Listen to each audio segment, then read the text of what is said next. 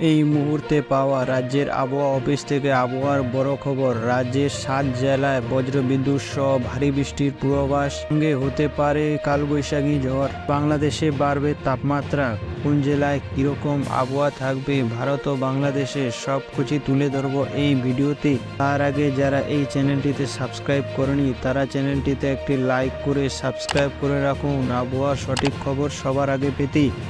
শুরুতে কালবৈশাখী ঝড়ের পূর্বাভাস দিয়েছিল আবহাওয়া দপ্তর। সেই সঙ্গে রবিবার দক্ষিণবঙ্গের একাধিক জেলায় বজ্রবিদ্যুৎ সহ বৃষ্টি হয়েছে।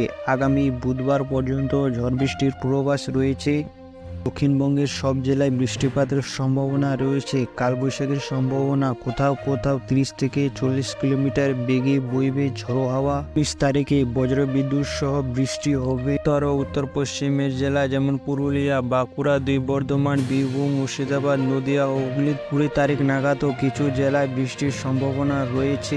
বৃষ্টির পরিমাণ বেশি থাকতে পারে।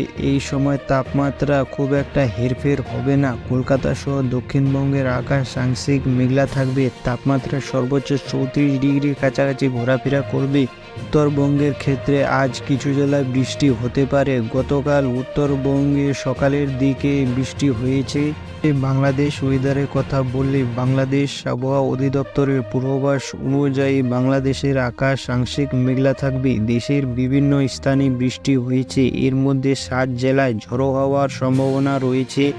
আবহাওয়াবিদ মনোয়ার হোসেন বলেন, কুষ্টিয়া, খুলনা, যশোর, বরিশাল, ময়মনসিংহ, সিলেট জেলায় বজ্রবিদ্যুৎ সহ বৃষ্টি হবে। আগামী কয়েকদিন এরকম আবহাওয়া চলবে।